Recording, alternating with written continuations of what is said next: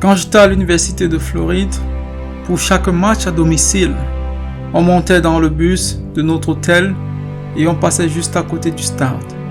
Et on s'arrêtait à un endroit qu'on appelle Geta Walk.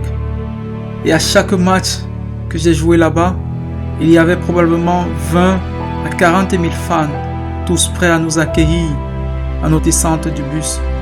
Je voyais tous ces gens et je dois te dire qu'il y avait beaucoup de voix qui commençaient à me parler dans mon fort intérieur. L'une des premières voix qui m'a frappé instantanément était la fierté et l'arrogance. Parce que je regardais dehors et je voyais des milliers de maillots avec mon numéro dessus. Je regardais et je voyais des versets bibliques qu'ils portaient parce que je les portais également sur moi. Et donc pendant une seconde, je pensais, ouais, que j'étais quelque chose. Et je me dis, ils sont là pour moi. C'est plutôt cool. Je dois être quelqu'un d'important. Il y a une photo sur laquelle je suis tombé par hasard. Et c'est l'une des 100 images les plus influentes de tous les temps. Et c'est la photo de cette jeune fille. Elle est sur le chemin de son village, vers un centre d'alimentation pas très loin. Elle est si mal nourrie qu'elle se déplace si lentement et que ce vautour attend pour l'attaquer. Alors le jeune homme qui a pris cette photo, je pense qu'il y avait probablement quelque chose dans son cœur il voulait faire le bien, mais il n'était pas sûr. Alors il prit cette photo. Il a attendu et le vautour s'est rapproché. Il a en quelque sorte chassé le vautour, puis il s'est éloigné. Et le vautour est revenu. On lui a dit à cause de certaines maladies dans cette région de ne toucher personne et de ne rien faire. Alors il n'a rien fait. Il n'a rien fait. Parce qu'apparemment le coût était trop élevé. Alors il est parti.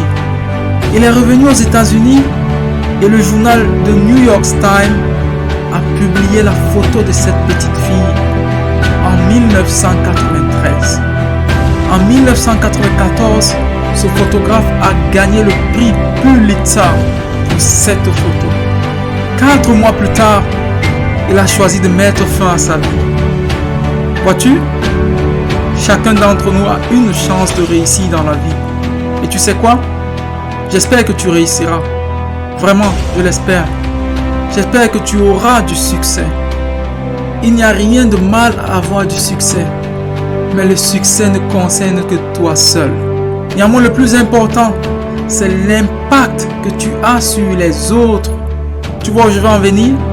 Cet homme qui a pris cette photo, il a eu du succès. Le prix qu'il a remporté est l'un des plus grands honneurs qu'un photographe puisse avoir. Mais évidemment, ce n'était pas suffisant. Ce n'était pas suffisant. Alors, qu'est-ce qui sera suffisant pour toi? Oui, je veux que tu réfléchisses, qu'est-ce qui sera suffisant pour toi? Tu vois, le succès est grand. Tu peux faire beaucoup de choses avec ton succès, mais ça ne va pas être épanouissant. Et tu ne peux jamais oublier ce sentiment d'urgence. Ce n'est pas ton temps qui compte, mon frère. Ce n'est pas ton temps qui compte, ma soeur. Il s'agit de leur calendrier à eux. Tu as peut-être 30, 40, 50 ans. Mais les autres ont des jours, des minutes, des moments. Cette petite fille a eu des moments, mais ça n'a pas valu la peine d'aller la chercher. Ça ne valait pas la peine de lui faire un câlin. Ça ne valait pas la peine de lui parler de l'évangile. Oui, j'ai gagné un prix Pulitzer, mais qu'est-ce que ça change? Qu'est-ce que ça change? Pas grand-chose. Je pense que la plus grande tragédie de la vie, c'est qu'un jour on regardera en arrière et on se dira que j'ai réussi dans des choses qui n'ont pas d'importance. Je veux que tu réussisses, mon frère. Je veux que tu réussisses, ma soeur. Mais plus que tout, je veux que tu aies de l'importance. Quand tu vis pour Jésus et que tu aimes les gens, je crois que tu auras une vie d'impact. Keep walking. Shalom.